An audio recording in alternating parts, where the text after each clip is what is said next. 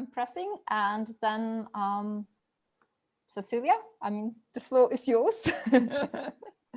Thank you so much. And of course, my first words to you are a big warm welcome to this last session in the seminar series with the Posthumanities Hub.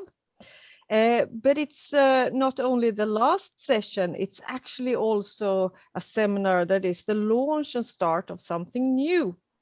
So this seminar has the theme Arts of Non/Living Matters. And my name is Cecilia Åsberg. I'm professor at Linköping University. And I would like to take the opportunity to remind you all again that this session will be recorded for posterity. And as I mentioned, my friends, this is not just the last session, the last seminar with the Posthumanities Hub. It's also our grande finale and the launching of the new research group. So I am particularly proud and happy to present to you today as the founder and director of the Posthumanities Hub since 2008. So it's really my pride to welcome you to the launch of the new research group, the Eco and Bioart Lab. The Eco and Bioart Lab is headed by Dr. Marietta Radomska and is a mushrooming strand of the kind of transformative academic mycelium that is the Posthumanities Hub. And Marietta has been one of the postdocs with the Posthumanities Hub, and she has been for a few years now also been the co-director of the Posthumanities Hub. You have all encountered her in various social media settings. And now she is to launch and lead her own research group at Linköping University. But of course, she will continue. So don't be scared. She won't abandon us. She will continue with us in the Posthumanities Hub as well.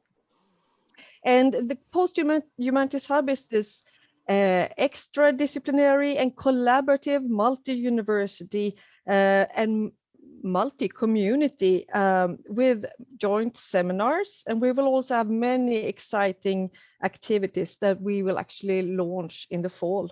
For instance, together with the EBL, that abbreviation that you now need to learn, the Eco and Bioart Lab. Without further ado, I would like to briefly present to you the two speakers today. We have, hailing from Finland, Aalto University, a truly transdisciplinary practitioner, Margherita Pevere, who works across bioart and performance with a visceral signature. Her arresting creations hunt today's surging ecological complexity and the ways embodiment and environment are always entangled. To do so, her research hybridizes biolab practice, ecology, queer and deaf studies with a hacking attitude. She has exhibited her work internationally and is now completing a PhD in artistic research at Aalto University on bioart and queer theory. It's also my great pleasure to introduce to you very briefly the multi-talented Margherita Radomska. Margherita Radomska is an assistant professor in environmental humanities at Linköping University. She's also now the director of the Eco and Bioart Lab, and of course still a co-director with the Posthumanities Hub and co-founder of Queer Deaf Studies Network. She works at the intersection of the posthumanities, environmental humanities, continental philosophy, feminist theory, queer deaf studies, visual culture, and contemporary art. And she has published extensively, for instance, in Australian feminist studies, somotechnics, women gender research, and art nodes, amongst many other places. It is my great pleasure to be the chair of this event. So the day or the few moments we have together looks like this, that Margherita Radomska will give you a little bit of an introduction to the EBL, the Eco and Bioart Research Lab. Then Margherita Margherita will talk a little bit, and then Marietta will talk a little bit. And after that, we will have a little bit of a leg stretcher, the famous comfort break. And of course, there will be room for, as we call it, burning questions after each of the presentations. But after the two talks and after the leg stretcher, we will also have a bigger Q&A. So please present your questions or comments or in the chat, and we will try to make sure that we get to all of your questions. So without further ado, I give the floor to the new director of the Eco and Bioart Lab, Marietta Radomska.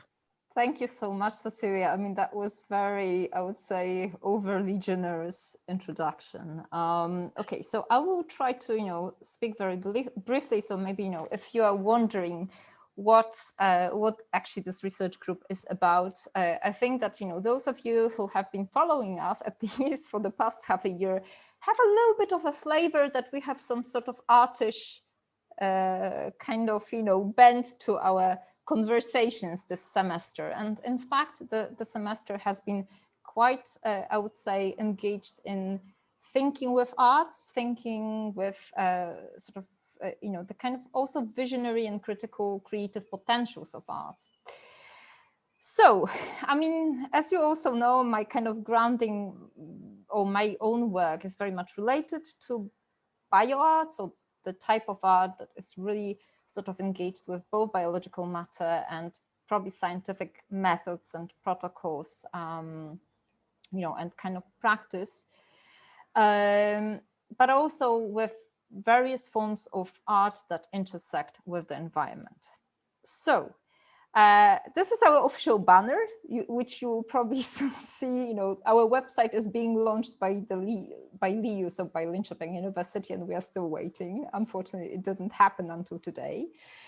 But the Eco and Bioart Lab basically connects artists, artistic researchers, but also other practitioners, and of course, doctoral students who are here in the room, which, I'm very proud of being able to collaborate with them. So that's absolutely fantastic. Whose practice and research focus on art and the environment in their kind of broadest understanding. So we aim to actually create this transdisciplinary space where artistic practice and artistic research, of course, converge with, more kind of theoretical perspectives. So with philosophy, with cultural theory, with performance studies, art studies, visual culture, queer deaf studies, environmental humanities and post-humanities, but really in synergy and, as equally legitimate voices and equally legitimate practices. And EBL also tries to address critical questions concerned with life, death, nature, culture, art, science, ecology, environment, vulnerability, materiality, and the body in a modern human sense. And I think that, a lot of those themes will reemerge also during the talks today. So in that sense, also, we look at transdisciplinary practices of bioart and art science, but also, at environmental, ecological, and other forms of contemporary art that explore entanglements and relationalities between the human and the modern human. So in that sense, we could say that we really, this space, EBL, aims to zoom in on art practice, artistic research, as well as art-focused research, as transdisciplinary critical creative modes of catalyzing different new knowledges, understandings, narratives, sensibilities, and imaginaries. And we really aim to both generate and really nurture transversal dialogues focused on the ways in which contemporary art mobilizes innovative approaches to modern human ecologies, relations, environments, and futures. And I think I can, stop sharing my screen right now. But I wanted to say perhaps, just as a way of proceeding to the talks today, that the theme arts of non-living matters, I mean, of course, directs you a bit towards the question of, art and perhaps life, perhaps environment, perhaps life-death boundary. Also towards materiality, towards vulnerability. And I think if this is your intuition, what you might expect today, I mean, the intuition is right and correct. And of course, this session is very much embedded in, in the kind of previous collaborations between Margherita and myself, our kind of joint work and dialogue, but also in Margherita's work really with the non/living. And I mean, if you read the blurb about this session, I mean, of course, then you kind of sort of know more or less what the non/living is. Neither living nor non-living, but something in between. And also the session really kind of links back to the previous Posthumanities Hub seminar focused on queer deaf aesthetics. It is also embedded both in this very kind of, environmental art, eco art, bioart research, but on the other hand, is also very much embedded in the kind of, queering approaches to the inquiries related to death, dying, and mourning in a kind of more than human sense, particularly coming to the fore in I think both Margherita's and my own work. So I think that I was a bit faster than I thought, but maybe that's good. And without adding anything else, I would just pass the baton to Margherita. So the floor is yours, my dear. Thank you. And perhaps before I start my presentation, I would like to ask if there are questions before I continue. Otherwise, I will start. Okay. So it's a huge pleasure to be here today. I'm very thankful to Marietta for inviting me to the presentation, but also for the work which she has done, bridging philosophical inquiry and bioart practice to the Posthumanities Hub and now with the EBL. And I thank you, Cecilia, for the nice introduction and everyone who's attending the panel. It's great to be here. Before I talk about my work, I would like to tell you about a leak that happened this morning. So here comes my slideshow. 1 second, so I make sure this, share, and start. Do you see my screen now?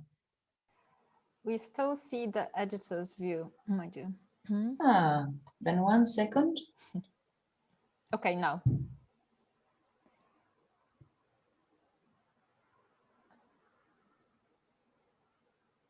Do you see now? There was a moment, but now it's again editor's view. And we were testing that before, by the way. That's the message to the audience. Yeah, we were, of course, we tested it. So the usual share.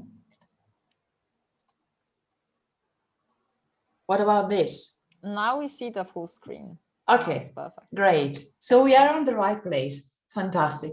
Because this morning I had to travel a bit to come to this place from where I'm doing the presentation, because I'm traveling to Italy, the place where I come from, on the North Adriatic coast. And there was a huge leak. There was something unexpected, something that exceeded my plan, because there was 1.5 hour delay on the railway station. So I was staying at a place where there is not a reliable internet connection, which, as an international artist, academic, pisses you off. But then it also reminds you that not everywhere everything is as reliable as you think it should be or works the same way. So I decided to go to that small village, to a nearby city by train, to be sustainable. But there was a railway delay, 70 minutes, so I panicked. But it was interesting because it allowed me to reflect on how I incorporate the ecological observation that I practiced in these two places that I know very well into the work that I do today. In fact, the small village I'm staying is on a lagoon. A lagoon is a liminal place, it's a liminal area. It's neither sea nor land. The salt water mixes with salty water. So the fresh water mixes with salty water. There are pioneer plants. There are tidal areas that sometimes are uncovered, sometimes are covered by air, by water. And it's a place of extraordinary beauty and silence and fantastic smells. And I remember when I first understood why at the beginning of the winter, the water that usually is not crystalline, it doesn't look like beautiful according to standard parameters because you don't see the bottom in the summer, and that's because of bacteria and algal activity. Then in the winter, when the temperature drops, this microbial activity stops and you see the bottom. And so I moved to the city this morning, which is a city on a rocky coast. So you have crystalline water, and it's a city of a stunning beauty. So I encourage you also to visit it. But this year, there has been two phenomena that are a bit uncanny. You have flocks of jellyfishes coming very close to the coast, and it's still unclear the reason for that. So many of them are stranded on the sea, on the beaches.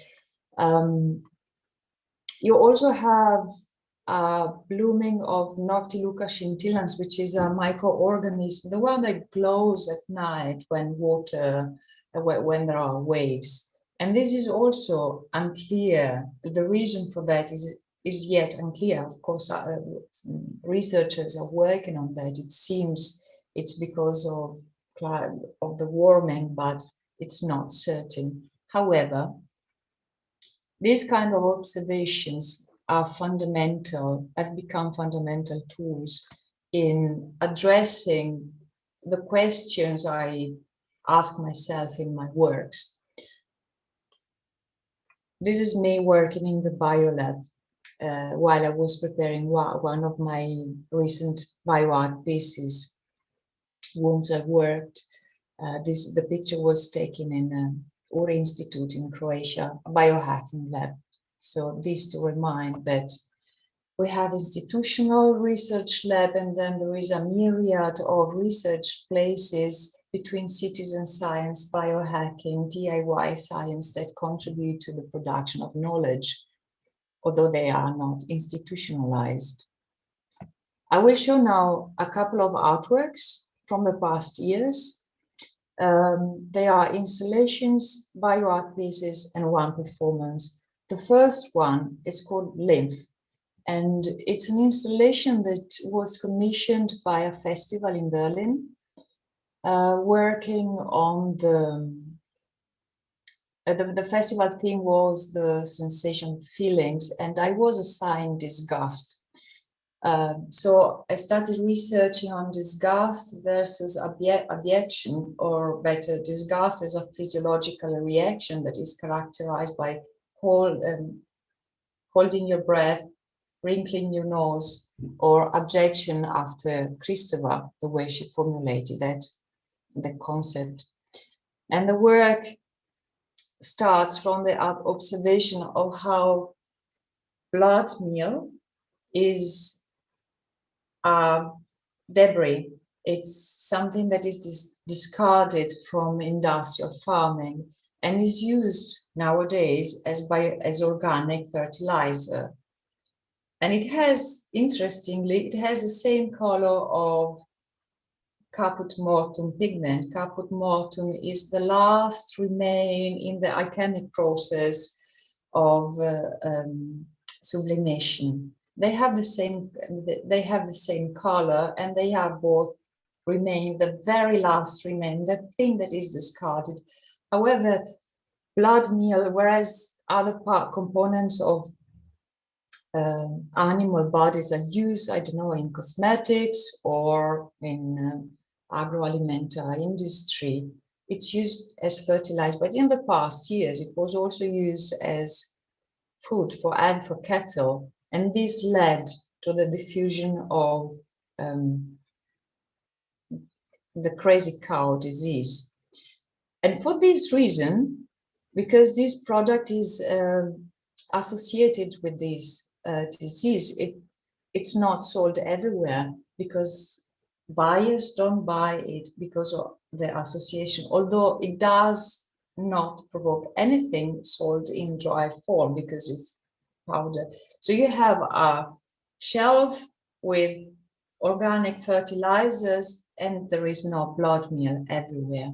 The installation is thought to evolve during the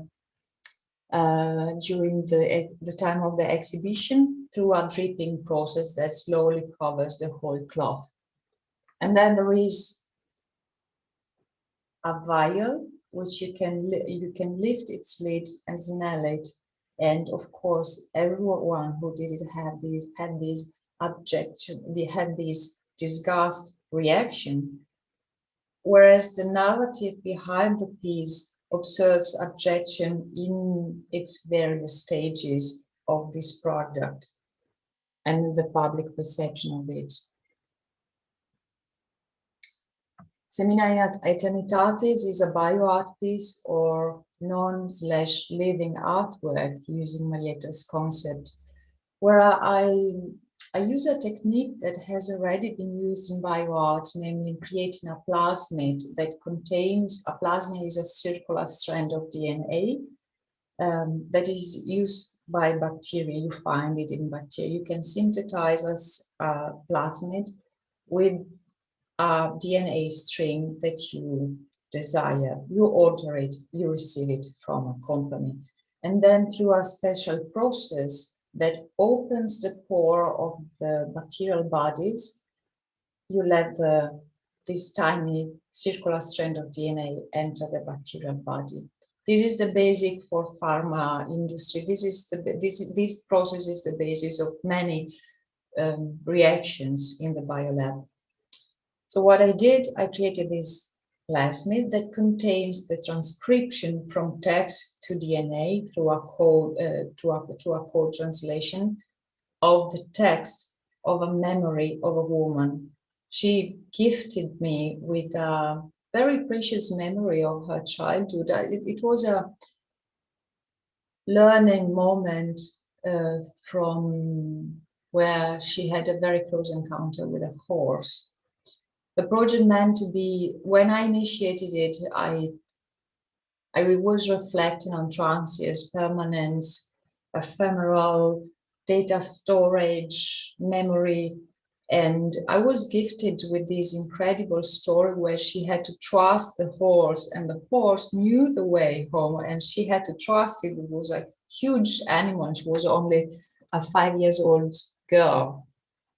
So I created a biofilm. A biofilm is a particular material produced by bacteria. It's extruded from pores on the membrane that is probably made by bacteria to protect the colonies. And there are certain bacteria that produce a sheer amount of this material. So I first worked with Escherichia coli, sorry, that's my Italian kicking in. So I first worked with Escherichia coli, a first bacterial strain that is used as a standard, as a model organism in biolabs. And then from this Escherichia coli bacteria, I worked with another kind of the Acetobacter family. And these bacteria produce biocellulose. So I obtained a large amount of cellulose from this bacteria that had this plasmid with the memory recollection in the bodies, and mounted it in an installation. Here you see a detail with a sculpture made of a horse skull and the cellulose. So the work then plays with the hardness of the skull, the whiteness, the surfaces and volumes, and this licky and fleshy materiality of by microbial cellulose. This is the petri dish where I could observe that these bacteria I asked and I forced to receive this plasmin actually received it. The small circles that you see indicate the colonies that receive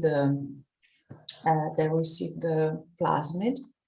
And this is the exhibition view. On the right hand, you see the sculpture with the skull in a protected environment.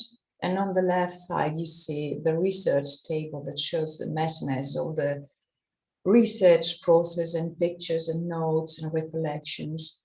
The artwork was exhibited after sterilization because what was created was a GMO, a genetically modified organism.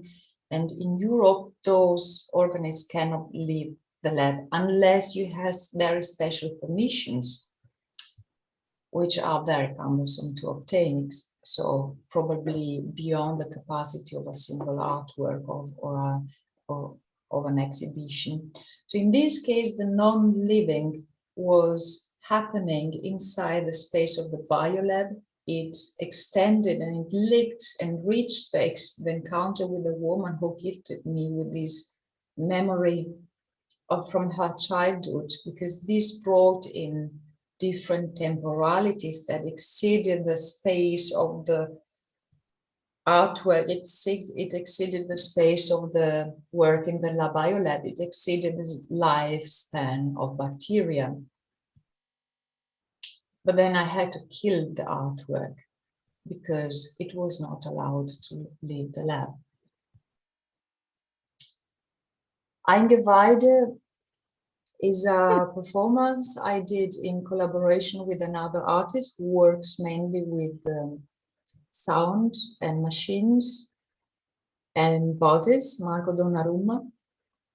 In that case, we were imagining the coalescence of unstable bodies of different kinds of more than humankind, because there are the two bodies of the human performance. Then there is a special robotic prosthesis that he created in collaboration with a research center in Berlin and a designer. The prosthesis had an artificial intelligent algorithm embedded in it. And as you can see in this picture, the prosthesis that you see robotic covers the face. And this was meant to destabilize the standing position of the performance. In the same way, what I'm wearing, you can see a bit of it behind my ear.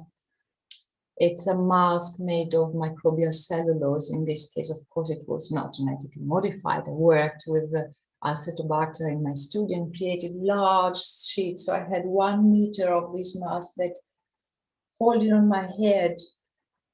And in this way, both bodies were unstable. The access to making them unstable was refusing to use the standing position and refusing to have a face. Both faces are erased, and both faces become a sensorial organ. The prosthesis through the sensorimotor and the artificial intelligence algorithm. Whereas in the case of the mask that I'm using the mask to see where the light comes, because I cannot see anything. But I use the light to orient myself on stage and slide with the help of this leaky materiality. Here you see a performance view in Właśnie, at the Art Center Właśnie in Gdańsk, Poland. And you see that on the stage there are these fake, huge animal skins hanging. but you also see that what we're doing is only flow work. We never stand, we only slide, crawl, and roll. What the white dots you see are coarse salt grains that initially are very tidy and then slowly cover the whole surface. So the body crawl on the floor, use their prosthesis and their erase face as ways to orient themselves on the stage, and at the same time their capacity, their ability to move is reduced both by the prosthesis themselves as well as the environment that slowly becomes less comfortable and more hostile because of the grains on the floor. The next and last work we'll talk about is a series that I realized in through different collaboration. Its title is Wombs, and it started as a reflection of about the fact of having a female body that is currently taking hormonal contraceptions. I started asking myself, what does this contraception to my body? How does it work exactly? How comes I have the access to it? What about my situatedness? But what about my situatedness not only as a social being, not only in society? What does it mean to take hormonal contraceptives also from an environmental perspective? How can I think this beyond my being a female body? And so the first chapter of the series is featured glassware with the bacterial colonies that grow in an environment that is polluted or contaminated by a urine extract that contains hormone metabolites. However, urine excretes a very small amount of hormones, so it's hard to say that female bodies taking contraceptives to pollute the environment. However, modern human bodies have been entangled in the story of hormones in a variety of ways. Just to mention the first pregnancy test that used Xenopus levis frogs, and then from this test, the frog became another standard another model organism in labs, or Premarin, that is a very common drug for menopausing bodies, initially was produced by extracting the hormone from the urine of pregnant mares, hence the name Premarin. So this exploration of what other bodies may react to the same molecule that I take as a self-determination. So I take it as a privilege. I take it because I can, and I can because of many others before me fought and researched and made social battles for that access. And we know it's not the same access everywhere. But this inquiry made me encounter slugs, terrestrial slugs, that are mostly considered another animal, perhaps disgusting. It's considered a pest. It's considered an invader, the Spanish slug. There is in the audience an artist who had made an excellent work on the Spanish slug.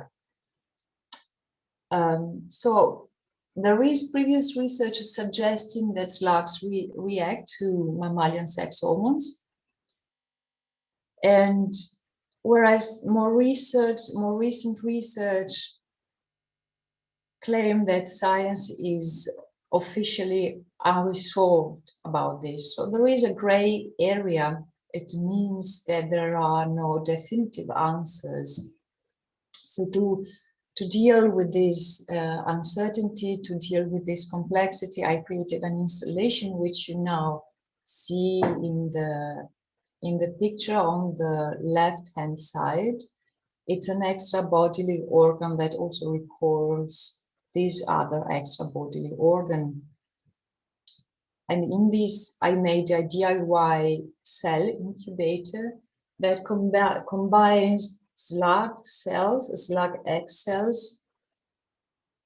Here in this picture, you see a slug egg under microscope, and epithelial cells that I extracted from my vagina. Of course, combining gastropod cells and human cells require a certain degree of negotiation because they have two different, they come from two very different organisms. However, you can negotiate and accommodate both cell types. For instance, reducing the temperature, combining or reducing certain nutrients. And the work then manifested also in a performance for camera, from which 6 pictures resulted. Here you see 3 pictures from the series. You can also see that I like hanging stuff somehow. Very often in my work, things are hanging in impossible ways because it artistically speaking, this is my reminder for the time. Okay. I think it brings me a sense of wonder having an exhibit that in the exhibition space is not placed on a pedestal, but this is to nurture my sense of wonder as an artist, as an eternal kid. So I would like to thank you for listening.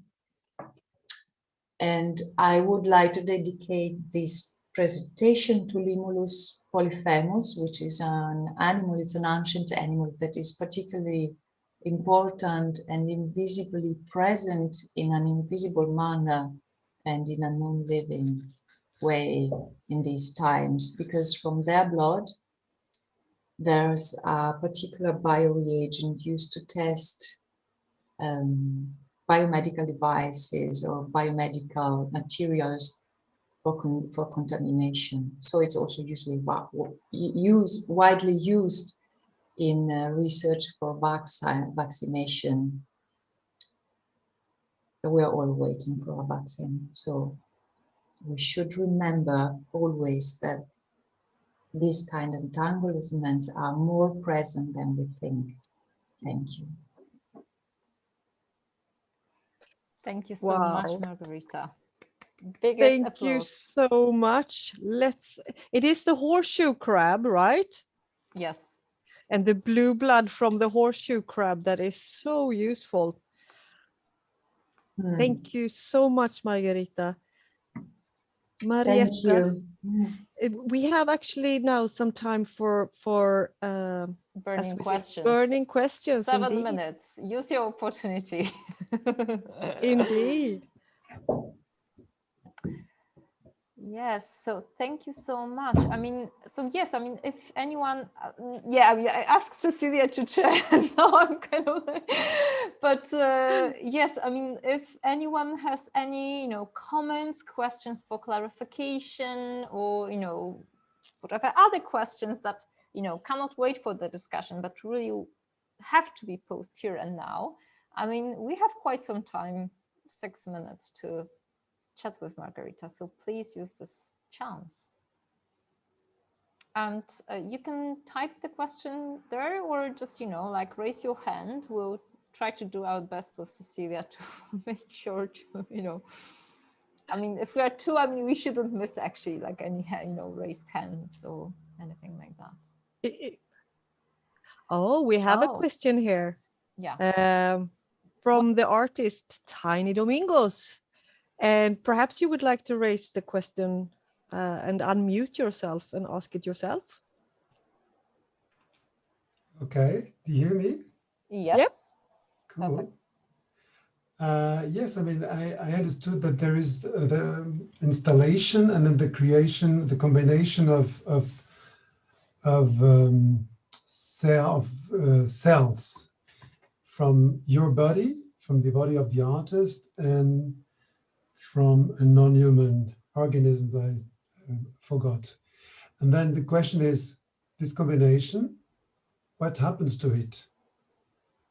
So this is a living matter, and it's used, I understand, in the installation. And afterwards, what happens? There was this negotiation so that the combination is possible. And then afterwards, what is the future of this combination? Thank you. Thank you for your question. To answer it, I would like to go back for a moment to the slideshow. 1 second. Yeah. Because so in the installation, in this hanging extra bodily organ, there is a DIY bioreactor and DIY incubator. The incubator is a machine that keeps certain parameters. In my case, I worked on temperature. Incubator that you find in a biolab, for instance, has also either spinning or the special sensors that monitor the acidity of the environment according to the kind of culture you're doing. My version was a DIY one. I built it myself. So of course it's dysfunctional with respect to an incubator that you find in a biolab. But that was not the point, because I wanted to understand how to make it. And this is the hacking attitude that Cecilia mentioned in the introduction. What happens to the materials that is inside? So I made a small batch of cells that is contained glassware. I took glassware for scientific glassware, distorted it and made it as to host the cell culture. The cells that are exhibited afterward, they will inevitably or die or get contaminated, because you take this highly vulnerable material, non-living material that is taken from bodies, then set in the biolab, you bring it to the exhibition space where you don't have the same level of control. So it will manifest another way of being non-living. Either you discard it, you kill it, you preserve it, but it doesn't go back to the lab because you would bring back contaminants. However, in this case, in the case of this artwork, something happened related to the pandemic, because this artwork was finalized in the fall 2019, after a few months when I was supposed to start working again in the lab to make other batches of cells. The pandemic hit. We know what followed, and I was not able to go, but for a variety of converging factors, I was not able to go back to the lab to work. So I have no cells left, and I'm hoping to manage to it in the summer. So I can speak only from this experience of the picture that you saw in the exhibition, because from there, from that moment, this non-living art piece became a silent art piece in sense of the exhibited piece. I gave a lot of lectures, I exhibited other chapters from the series, but the cells to which I dedicated so much effort, money, and time manifested differently. But again, if you take the complexity of the non/living, then it's just another position in the complex. Thank you. Thank you so much, Margherita. I would like to thank you again warmly from all of us. You see a lot of happy words in the chat. And we also have 2 questions actually in the chat, which I would like us to return to because they are quite extensive questions. So we have one question that you can ponder in the meantime on the role of collaborating with scientists, and one question on the impact of all this working with bioart in the post-human condition. But we return to those questions, and I would like to give the floor to our next presenter, Marietta Radomska. Thank you so much. And I mean, it's just amazing, you know, to take floor after Margherita's wonderful talk. Okay, so I will also share my screen in a maybe nicer, okay, full. I hope you can see the full screen, right? Okay, so I mean, you know, the title of the paper is Ecologies of the Non-Living, a Queer Feminist Biophilosophical Perspective. I will be partly reading, partly talking, hopefully not, you know, not too extensive in time, and hopefully I will kind of register the time. But what I wanted to say perhaps, you know, at the very start is that this will be a rather more theoretical than, of course, practice-oriented talk as well. And I mean, also because, you know, my kind of entry point is rather as a kind of theorist or philosopher thinking with art or conversing with art. So I'm not coming as a practitioner, or I'm coming as a practitioner, but if you think about theory as practice, but that's another sort of, you know, opening to another sort of avenue of discussion.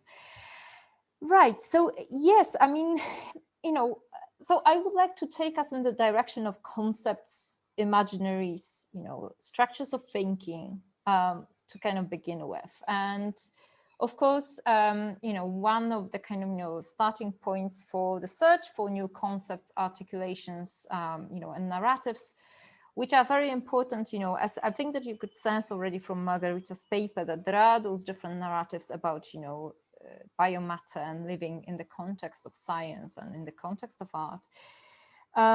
You know, it's also kind of looking to reflect upon those aspects or matters. It is important to also look, you know, at questions of both onto epistemologies, but also at questions of ethics.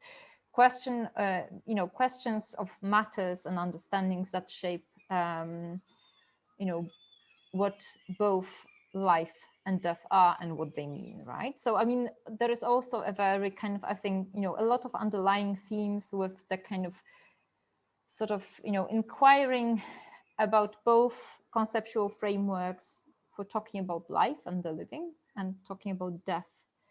And there are also kind of, I think, you know, very reasonable grounds for this, because I think that, you know, both our talks are also somehow grounded in the context where we discuss questions related to, you know, various forms of crisis, especially kind of environmental crisis or environmental disruption, to kind of actually quote Margherita here on that. And the, you know, the kind of questions of livability, non-livability. So let us, you know, kind of have this sort of, you know, question at the back of our heads. And of course, I mean, in this talk, drawing on, you know, process, queer and feminist philosophical perspectives, but also, you know, on several select examples of contemporary bio and media artworks, I will offer a queer feminist biophilosophy as an approach or as a methodology that may allow us to better comprehend the complexity, vibrancy, and materiality of the non/living. And, you know, where, of course, the non/living is always already understood as ecologies of non/living matters. And I will also try to look at, you know, how this sort of calls for both ontological and ethical reflection.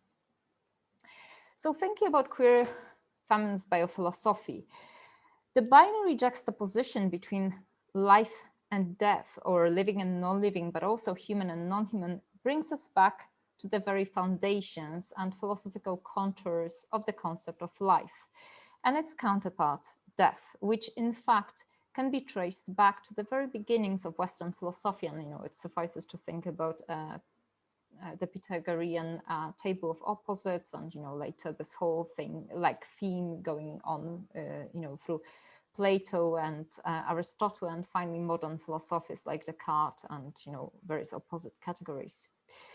So, as philosopher Eugene Thacker argues, we may distinguish two styles or ways of going about life in Western philosophy. First is this kind of mentioned path, so Plato, Aristotle, Kant, where you have, where life is sort of, thought through either, its essence or so-called principle, or boundaries of articulation. So the kind of, categories that are defining and delimiting, for instance, distinguishing life from non-life. But also, there's a second onto-epistemological path framed as biophilosophy, which does not look for essences or binary classifications, but instead focuses on a critical, creative, and rigorous practice of asking, what relations are precluded in such and such a division, in such and such a classification, unquote. So in other words, biophilosophy is an investigation of life that pays attention to what transforms life instead of a twofold question of the basic principle and the boundaries of articulation. An investigation that looks at life as a multiplicity, that traverses binaries, avoids anthropomorphization, and pays attention to the issues of relations, their dynamics, and mechanisms of exclusion. So consequently, biophilosophy concentrates not only on ontology, so the question what life is, but also on ethics, and by that I mean, what relations is life embedded in, what gets excluded, very important, and what values are being ascribed in these processes. So you can see that this sort of framework is obviously, I mean, those of you who are kind of maybe more sort of like philosophy nerdy, I mean, you can see that there is this theme of, process philosophy is coming through, right? But of course, such a mode of engagement with both life and death can be found most importantly in the work of queer feminist philosophers. For instance, Claire Colebrook's Queer Passive Vitalism, Patricia McCormack's A Human Ethics, Erin Edwards' Conceptualization of the Corpse, Sarah Enser's Terminality, or of course also Rosie Braidotti's Zoe, are some that we could name here.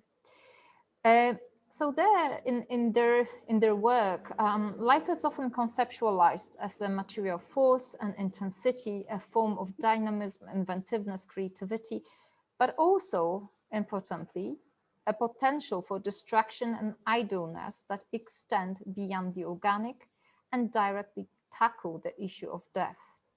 So it is in these thinkers' grounding in, in new materialist and queer feminist traditions of theorizing that allows them to approach life by focusing on its multiplicities and uncontainable character.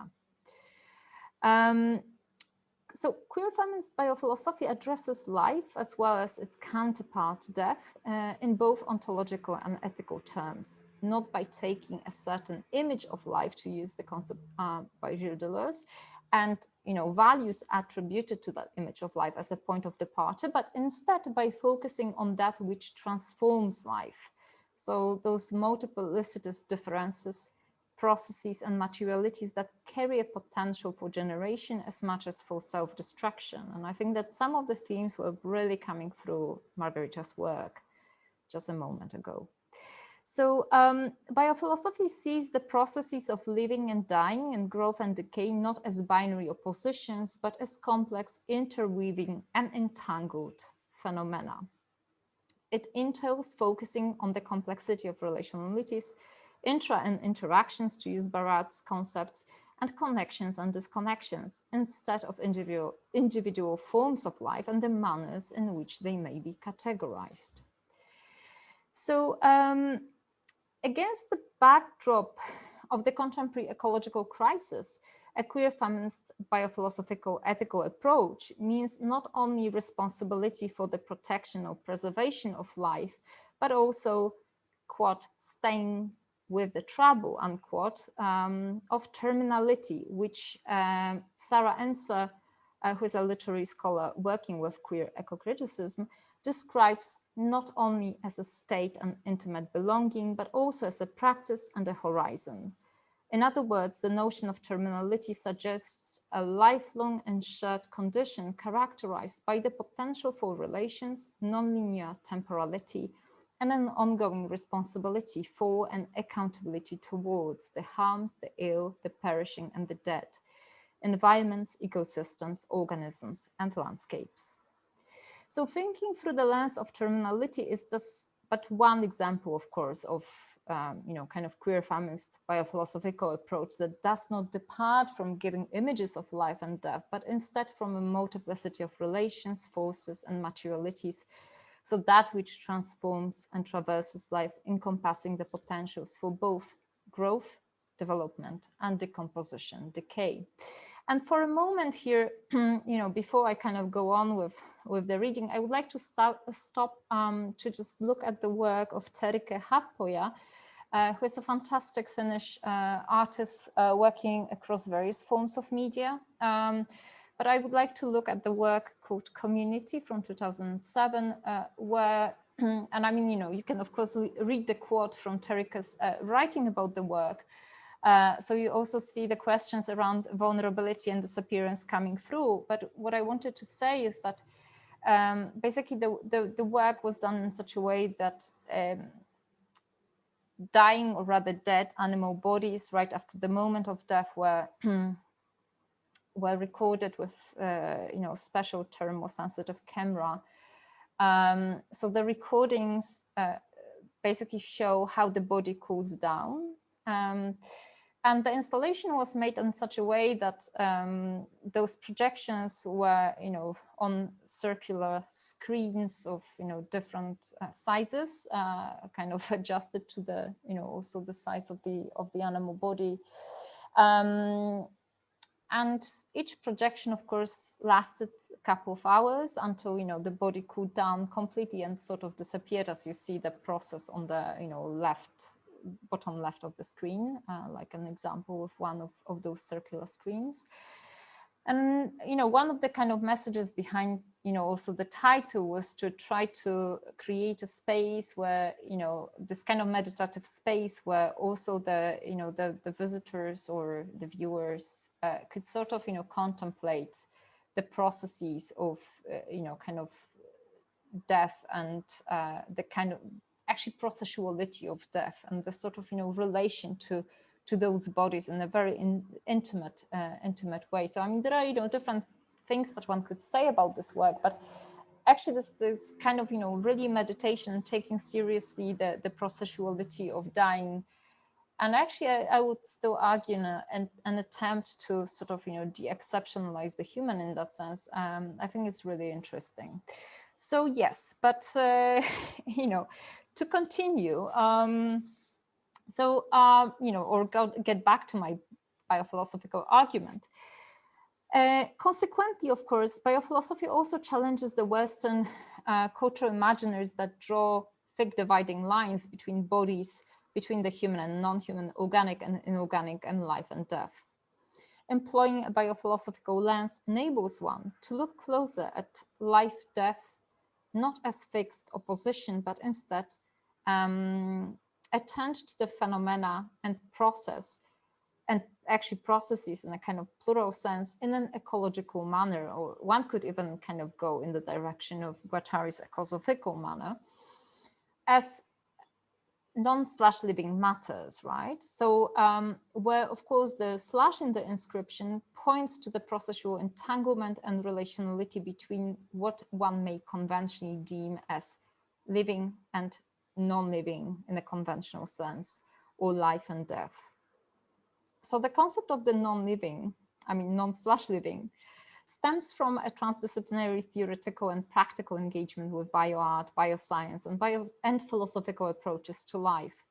The non/living reframes what is conventionally referred to as life in order to problematize the materiality, processuality, vibrancy, dynamics, and ambiguity of the relationship between the living and non-living, growth and decay, and ultimately life and death.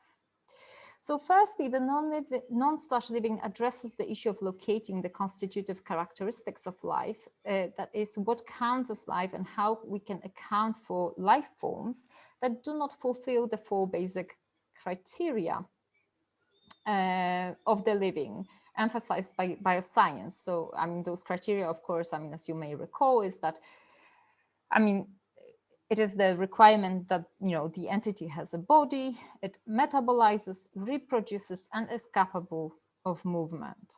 But I mean, you know, still there are those entities that, you know, despite that, cannot be classified as non-living in a conventional sense. And of course, some of, you know, such iconic examples are the heroes of today, so viruses, viroids and prions, but also synthetic protocells. So, you know, like, of course, I mean, with regard to viruses, obviously, I mean, you know that the virus, in order to sort of replicate, it needs a host cell. But also, secondly, the non/living attends to the complexity of the relationship between living and dying, and they're kind of like material and temporal entanglement. These are the processes where material forces unfold, intertwine, and express themselves in what we evaluate as life and death. By challenging binary categorizations and focusing on relationalities, the non/living problematizes the often taken for granted notions of life and death.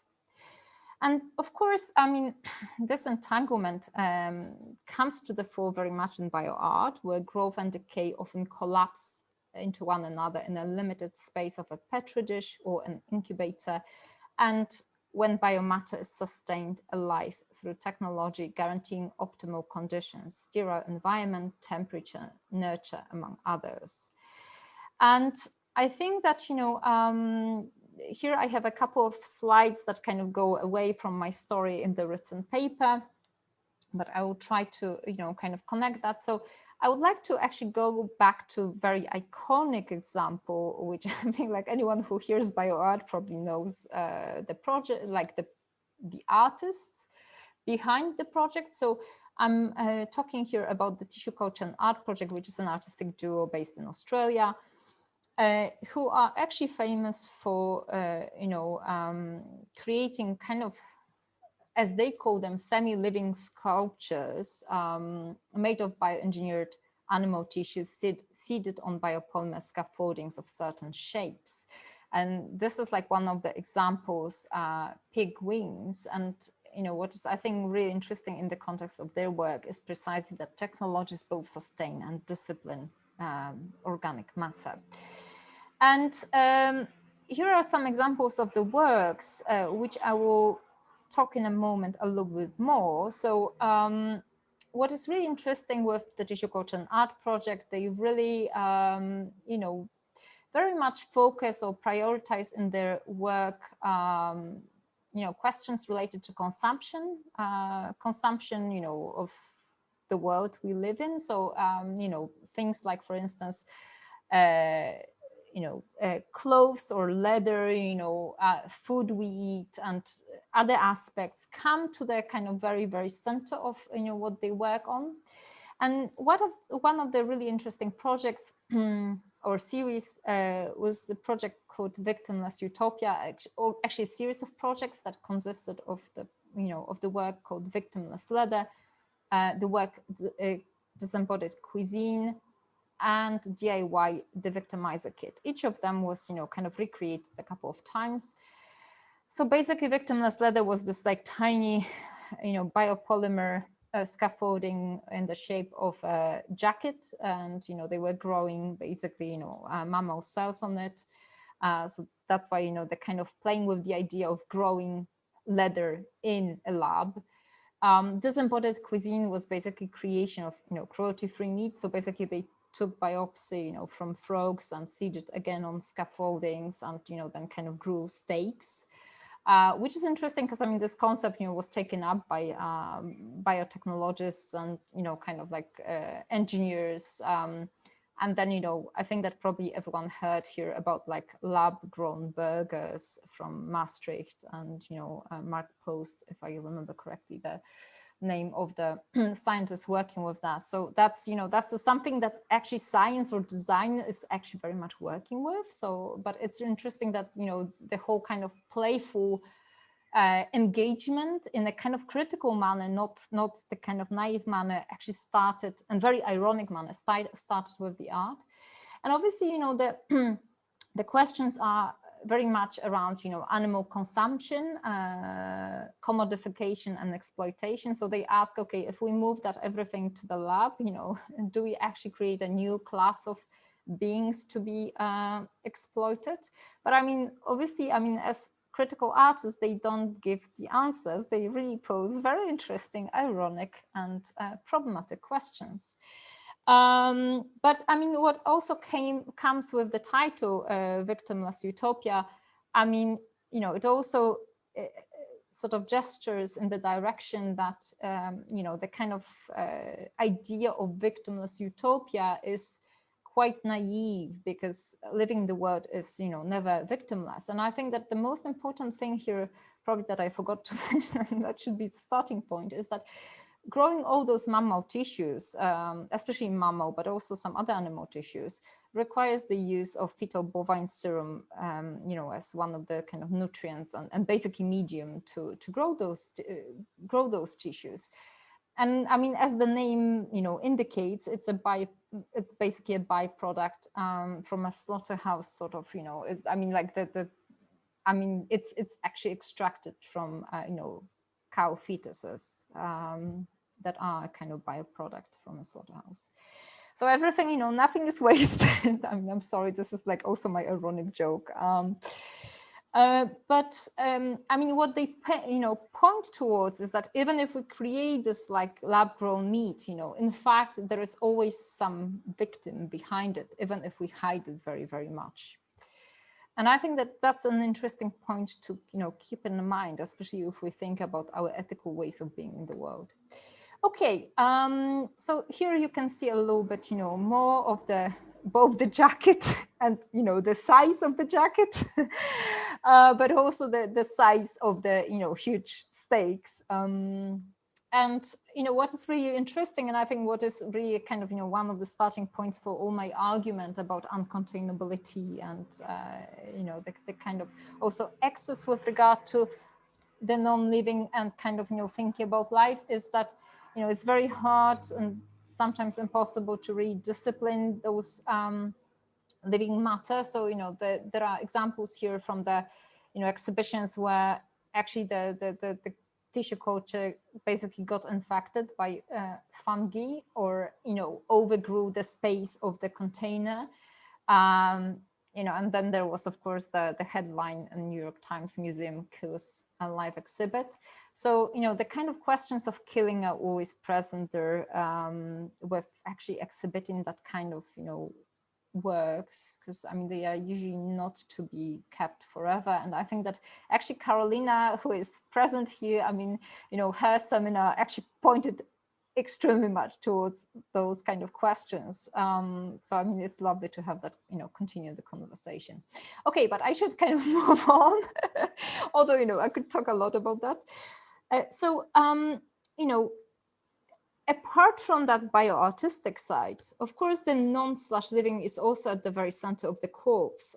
The dead body of a human or a non-human individual is a lively site where elements of the microbiome of the body, along with other organisms, flourish and continue to overtake the volume of the corpse. It is this liveliness of decomposition that leads to the perception of the dead body as abject, to link back to Margherita, repulsive, and simultaneously too alive and too dead. The materiality of the corpse lingers in the liminality, and now I see I'm exceeding the time, where growth and decay are entangled with one another in viscerally visible ways.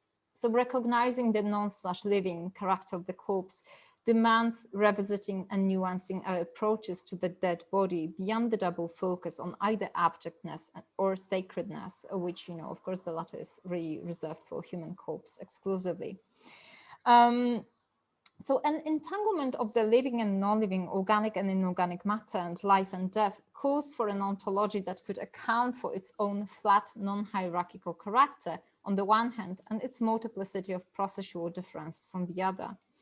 While a non-hierarchical character of ontology is desirable, it cannot be accompanied by flat ethics or ethical politics, as feminist scholars emphasize. The non/living as an ontology takes multiplicities of processual differences, seriously by drawing on the life-death enmeshment theorized by Gilles Deleuze as radical immanence. And of course, calling immanence radical means that it's not, contained within anything else but itself. So we have this whole sort of framework, a very Spinozian framework that tries to point that, there is no external force or transcendent agent sort of like arranging things, but rather that we have to do with like one substance equated with life that is radically immanent and a non/living, and expresses itself in a multiplicity of relationalities, neither immutable nor rigid, but unfolding through modulations and affects. And of course, the Spinozian and Deleuzian conceptualizations, are again present in feminist philosophers' work. So, for instance, Claire Colebrook's reading of Passive Vitalism, Patricia McCormack's theorization of ahuman ethics, defined as, quote, indescribable relations and connectivities, seeking in secret and silence and invisibility and never arriving at the thought. They are instigated by the life we must immanently live in order to respect the death that we perpetrate, unquote. That was a kind of fast quoting. I think that I started to speed up. So, while grounded in and indebted to this queer feminist biophilosophical tradition, the concept of the non/living brings bioartistic and bioscientific practices and discourses as key partners in dialogue and catalysts for philosophical understandings. And I think that, I don't think that I have time really to talk about this. This is, the work of Svenja Kratz and The Absence of Alice. I think that I recently, kind of published something on that. So I think that you can read more. I will just, speed up and head towards the end. But I think that, her amazing kind of universe or wonderland, on the one hand, really meditating on the, on the death of a person who, or a donor, anonymous donor, from whom the kind of bone cancer cell line was extracted, actually takes this anonymous human death into the sort of universe of human and non-human or more than human, agents, and perhaps deaths and lives that are very much entangled. And I think that this whole series of works, The Absence of Alice, really creates a kind of, again, space for meditation and thinking about more than human, also mourning, not only death and dying. And like to, bring us to the conclusion, I'm doing this sort of, ending up with environmental humanities. The biophilosophical perspective, built on process philosophies, feminist and queer materialist theorizing, but also resonant with non-Western cosmologies and philosophies like, Australian, indigenous Australian cosmologies that are actually discussed by Deborah Bird-Rose, allows one to attend to complexities of relationalities between living and non-living and human and non-human on both micro and macro scales, so crucial for understanding, for instance, the materiality and vibrancy of the dead body, the materiality of bioartworks, or, for instance, ecologies of marine dead zones like the one in the Baltic Sea. So such entangled, undecidable, one might say, queered and queering depiction of life-death ontology where human and life as we know it are no longer the decisive prism also opens up an ethical reflection. What relations to death, dying and mourning can emerge when the starting point is more complex and different. And I exceeded the time terribly. I mean, I'm so sorry about that. Thank you very much. I will stop sharing my screen and move here. Please join me, everybody, in a warm applause for Marietta, in whatever way you want to express it, in the chat or, you know, with your body. Thank you so much. But yeah, I mean, I'm sorry about, like, you know, lack of sense of time. We lost track of time too, Marietta, because it was really that's interesting. But yeah, I mean, how should we do it? I mean, is there any kind of burning question, or should we take, you know, a break and do an audiobook? I'm sorry, I mean, I cannot help like seeing the chat. But I mean, is there any kind of burning question, or should we take you know, a little break and like run like crazy with all the kind of maybe joint questions? Is there any preference? Are you tired?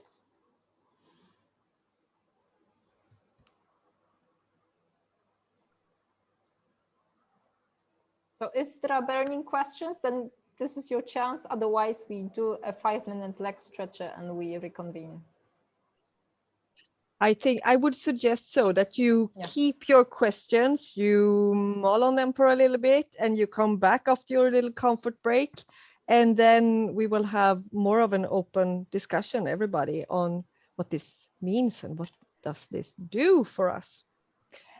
Right. Thank you so much, Marietta. Thank you so much, Margherita, for your presentations. Now we go for a 5-minute comfort break, and we see each other back here in 5 minutes, which in according to my mobile phone clock means 14:37. Perfect. Excellent. So 14:37, everybody, we'll be back.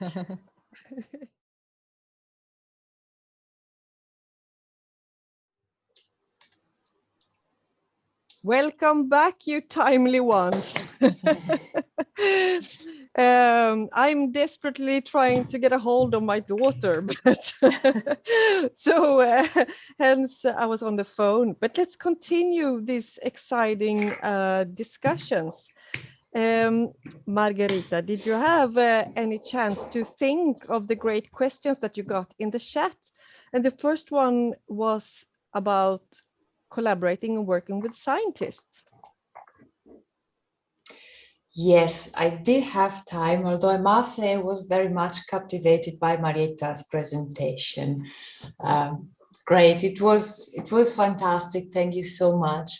And regarding the collaboration with the scientists, there are various ways of collaborating with scientists. There is no one standard that works in all the situations, because to give an example, for my PhD, I've been doing research at the Biophilia Laboratory, which is a biolab that is explicitly set for artistic practice.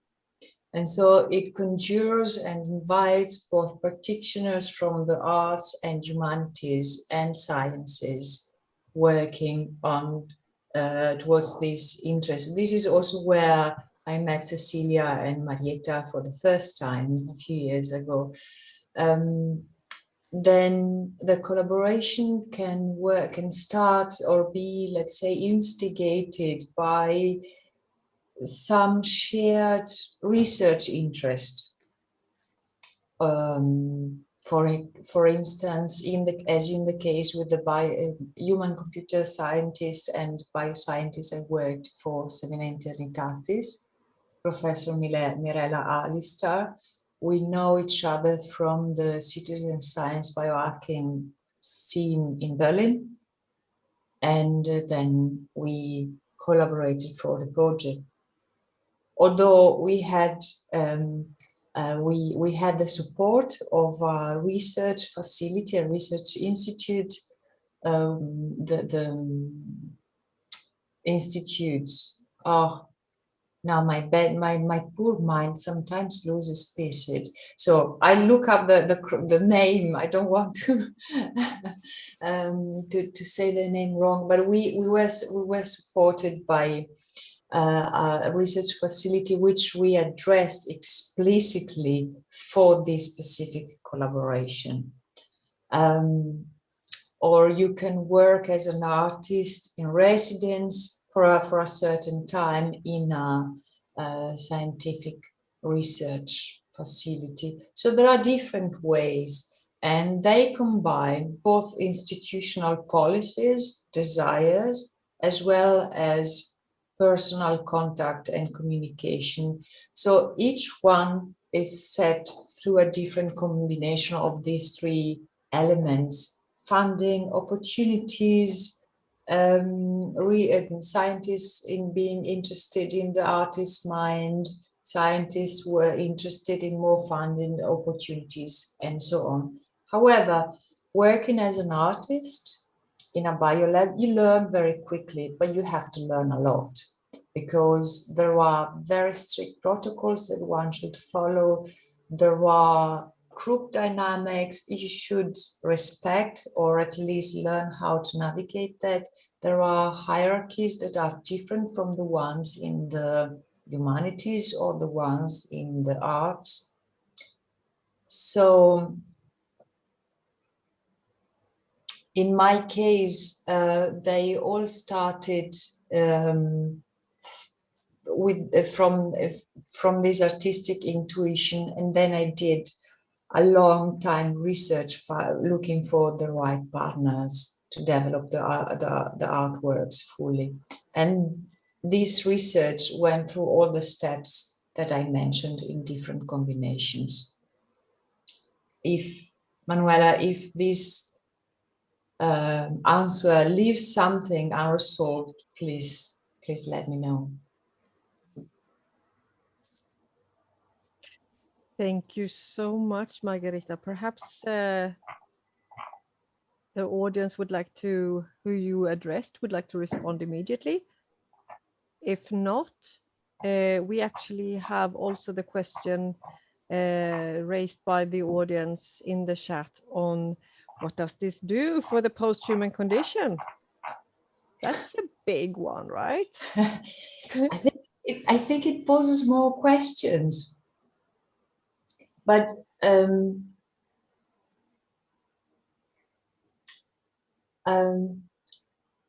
there's a multiplicity of directions it takes, and this multiplicity is very much consistent to the post-human condition, at least in my understanding of it. There is on one hand the awareness that your situatedness as a human being does mark your understanding and your knowing of the world. So you can, what you can do is to debunk it, explode it, remix it, but it's hard to forget, because it's through this sensorium that you understand, but you can learn to think differently with this sensorium. On the other hand, it also makes it very visible, very, well, not only visible, but it makes it very clear that humans are random guests on this planet and on this universe. So it constantly challenges what you are doing, because every time you choose to work with a material, for instance, in art, I don't know, if you're a sculptor, you buy foam, you buy latex, you buy acrystyle, you buy stones, or you make them, but they are materials. Whereas through the bioart practice, at least from a posthumanist or from a feminist perspective, you challenge, you interrogate the materials you use. So in the womb's installation of the chapter W.02, I have human cells that I took from my body, slug cells I took from wild slug eggs. I have silicon, I have some electricity, very basic, but all these do something to me.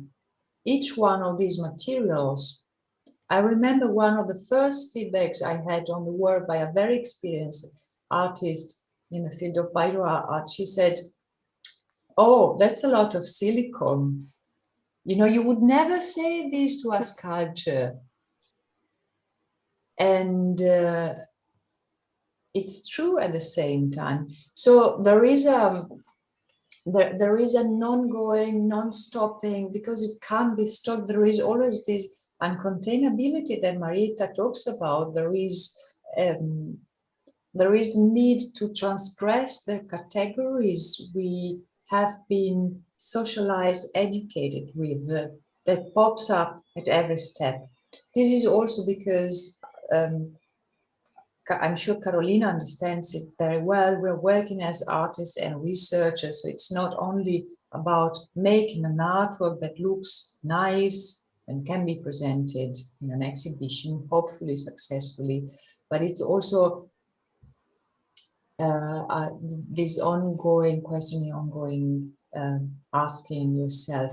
And this is what it does to the post-human condition. So it expands it, multiplies it, fragments it, it explodes it, which is something I see absolutely as a fertile process. So I reclaim this explosion. Great. Brilliant. Thank you. And that, Marietta, I know you want to have a stab but at this also as well. I was interpolated to. Yeah. I'm joking. So no, I mean, but I'm actually not joking. Right. No, I think that, you know, I could kind of, you know, of course, subscribe to a lot of what Margherita was saying. So maybe, you know, just taking it a step back. I mean, if we think about human, post-human a bit, you know, in a kind of analogous way as we think about humanities and post-humanities. So of course, I mean, you know, I have a soft spot for Lyotard and, you know, rewriting in humans. So basically, you know, the critical move of post-humanities is also a move of sort of rewriting, revising, rethinking the humanities that has been, you know, very much starting from the human, what a human is, you know, and what it means, and so on and so forth, or what he means. So actually, you know, if we think about then post-human condition, of course, then it is also a kind of, you know, question of, or kind of questioning it or asking about it means also questioning the sort of, you know, a certain revisiting of what a human is, what a human condition is. And I think that, you know, what really happens with bioart, or this kind of, you know, rethinking of what life is that actually, philosophically speaking, or, you know, in kind of more conventional approaches, or, you know, major ways of thinking or imagining, you know, thinking about life in both Western traditions of philosophy, but also, I would say, you know, cultural imaginaries that usually accompany them and usually are, you know, not always, we are not necessarily always kind of conscious or aware of, you know, what kind of imaginaries are driving our, you know, our choices, our ways of, you know, acting and thinking, and so on and so forth. Actually, I think, you know, bioart, by bringing the biomatter to the fore, and by actually creating situations where, you know, suddenly it appears that these biomaterials have some sort of agentiality of their own. They are sort of, you know, obviously exposed to the agency of the artist, who, you know, kind of tries to control and manage like scientists do. But then, you know, that biomatter sometimes, you know, kind of leaks here and there. Basically, you know, kind of really undermines the, you know, the kind of mindset of exceptionalism of human as an agent, as a kind of, primary agent, primary rational being.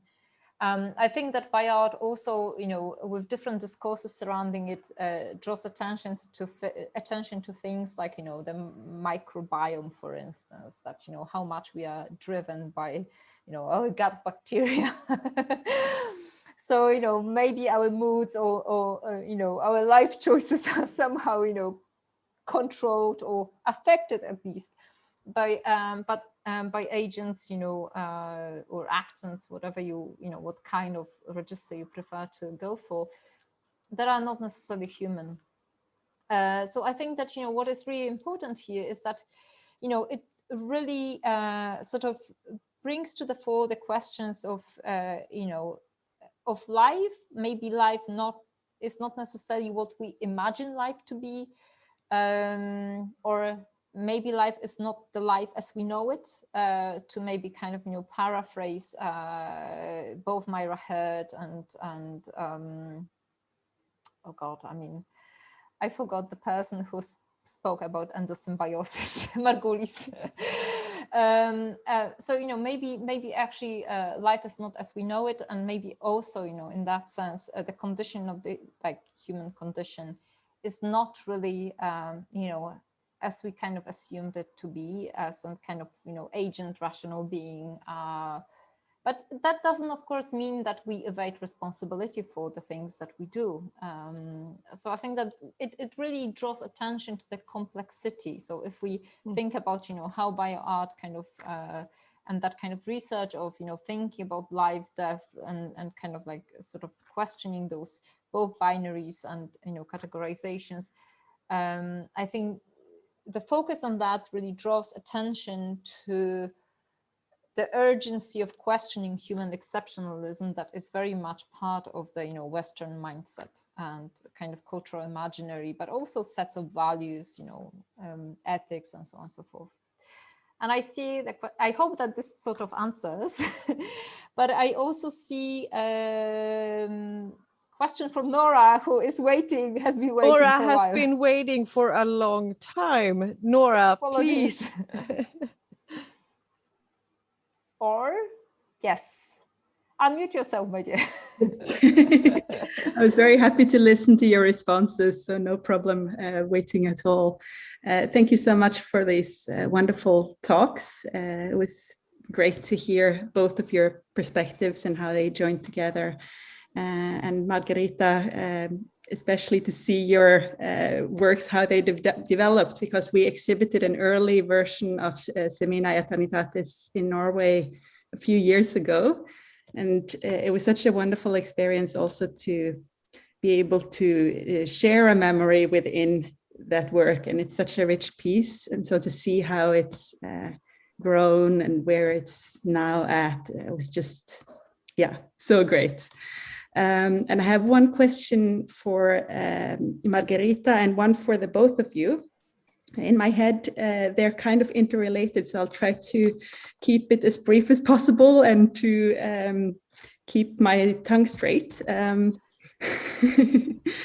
So I'll start with the one that's for the both of you, I think. I sympathize so much with this intention towards non-hierarchical relationality as a sort of basic element of how you theorize the non-living, Marietta.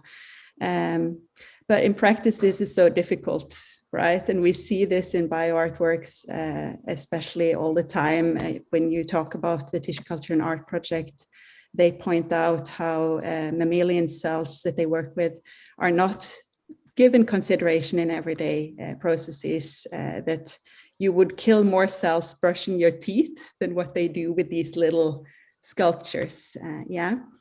And in my head, this is related to your wombs piece, Margherita, because you have the slug egg cell and you have epithelial cells from your body.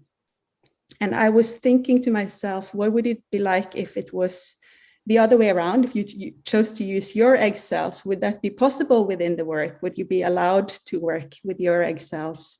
And what does this say about that relationality? Yeah, so I'd love for you both to reflect on this sort of interrelated matter. Thank you so much. Exciting, very much exciting question. Margherita, do you want to go first or should I go first? Thank you, Nora. I've thought that this might, it's a question that is sort of like coming back. So it's an accompanying question. And I think a brilliant point, I mean, that you are bringing this up. Because of course, I mean, this is a kind of an attempt to theorize, of course, in ways that would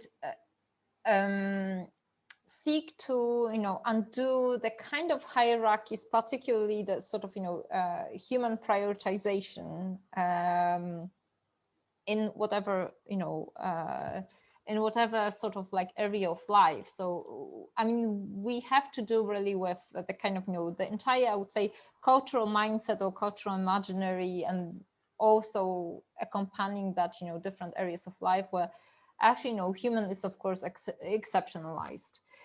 But I think that what really is important, I think, in this theorizing, and particularly in the, what comes with the, I would say, feminist input into that. So feminist input, those different thinkers that I was trying to, draw on, but which perhaps, I mean, we are in a limited space and time, of course. So, I mean, it's not that you can go into detail very much, but I think what actually particularly comes, with the work, I mean, I think each of them. So, but even thinking about Claire Colebrook particularly, I think it is really important, the kind of question of, multiplicitous differences. So not necessarily this kind of binary juxtaposition between the human that is, leveled up and the non-human that is like some sort of undifferentiated ground lower.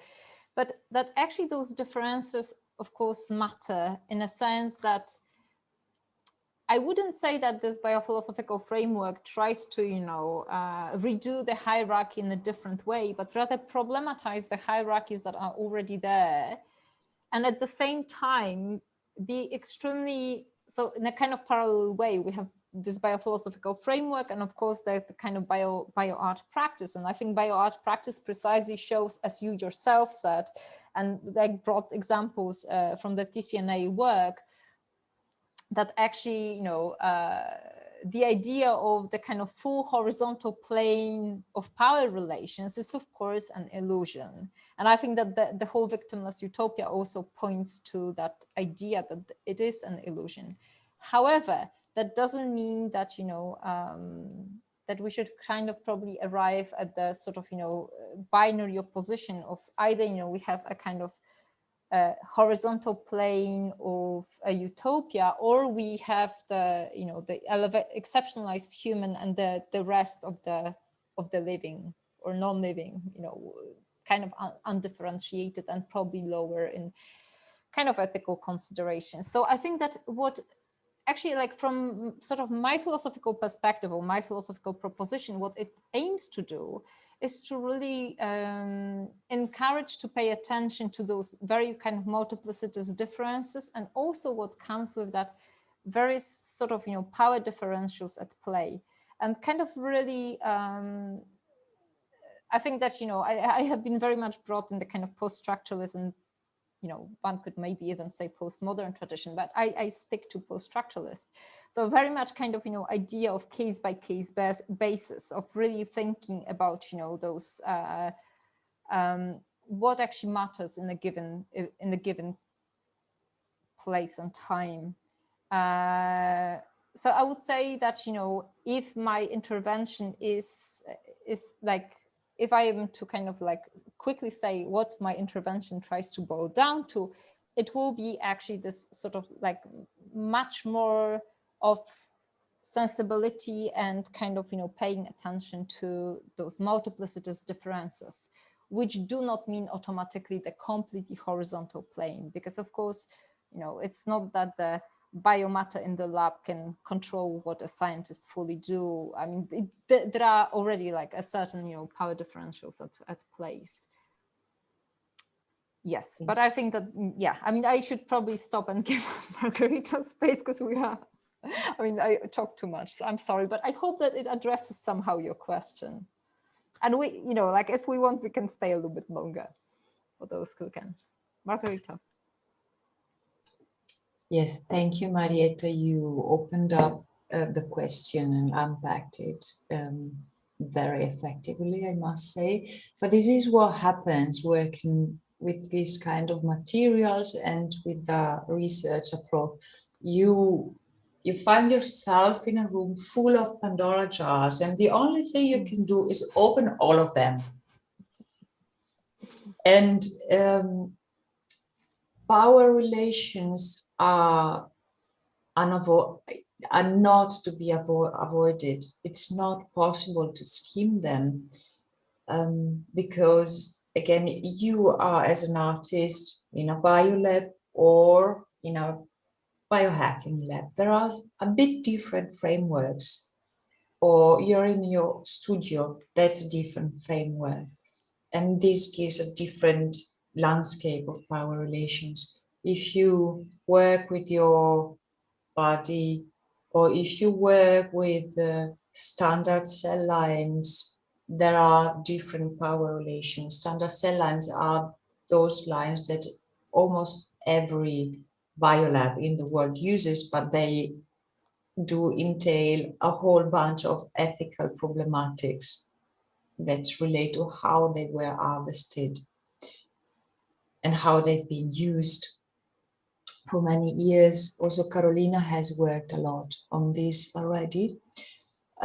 They are not to be avoided. What can count, at least in my experience and at least from what has emerged in my research, is how you approach them. And in this sense, feminist situatedness comes is of great help. Sorry, lost myself in the words. You're right with your question, Nora, regarding wombs. What if I use my egg cells and slugs, equivalent of epithelial cells? This would mean that I undergo in vitro fertilization procedure for the part of it to harvest my cells, my egg cells, store them. What are the ethical aspects of this procedure? Would I be allowed? Can I technically do that? What kind of funding do I need to do? Because it's very expensive. Instead, if I scratch my vagina and then set it to culture, it's a different ethical and cost aspect. What would I be to kill living slugs to harvest the equivalent of epithelial cells? Can I scratch their skin? Would their skin survive? They don't have skin, they have a mantle, sorry. Would that survive in biolab conditions? And there was a moment where this question came in another form, because during the research I made a terrarium for slugs. It was a very nice one, I must say. It was very welcoming, at least in my understanding, that is limited, of course, with grass growing, water for humidity. And because I found on one of the first days of the residency, when I developed the work, I met leopard slug in a cafe, and I took it to the terrarium. It's the same leopard slug that is in the photographic series. I named it Branco.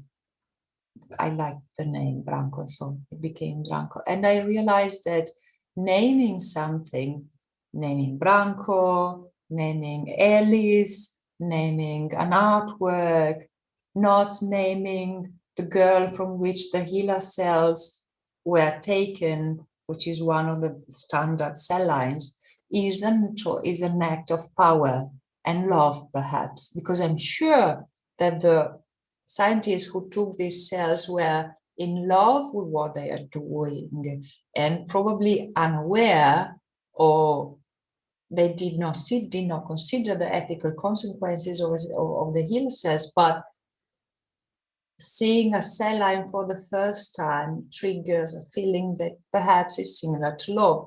At the same time, naming an animal, naming an artwork is an act of love and power. And you are always embedded and entangled in this mess. You never go out from this. So what can help is probably understanding that nothing is there to remain.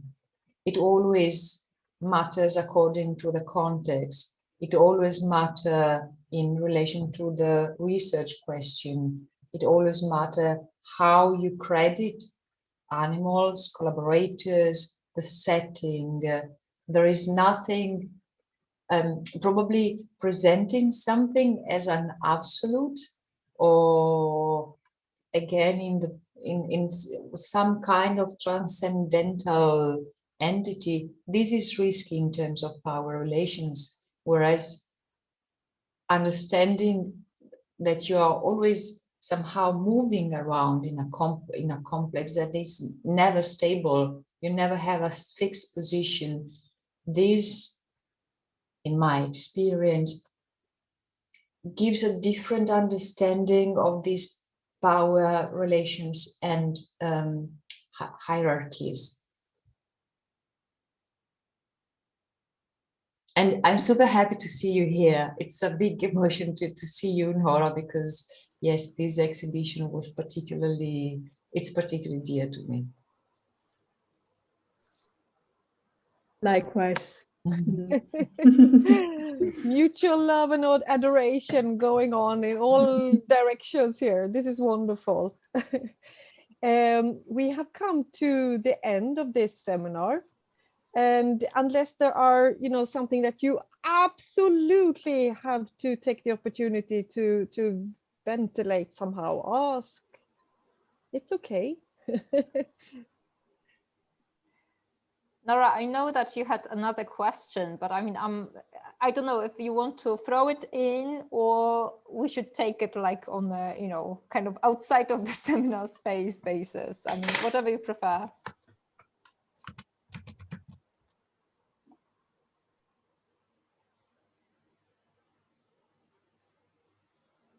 No? Nora?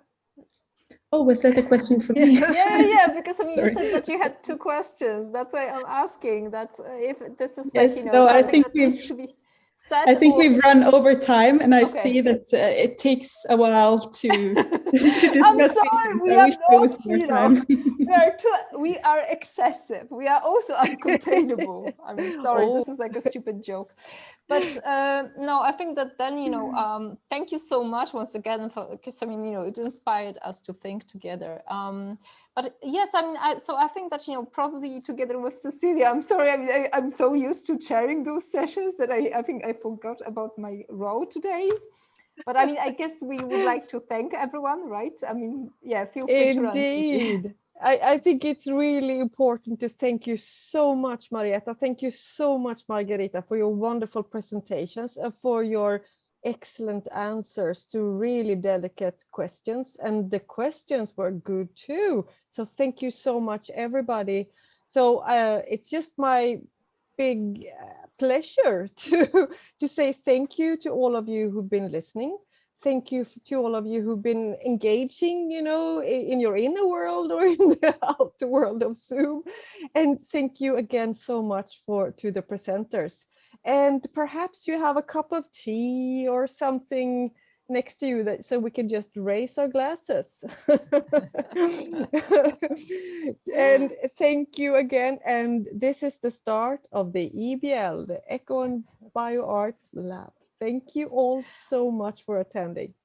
And see you, of course, all after summer. at our joint seminars. Yeah, thank you all. It's been so refreshing and such a great audience. Fantastic. Wonderful. Thank you all. So I'm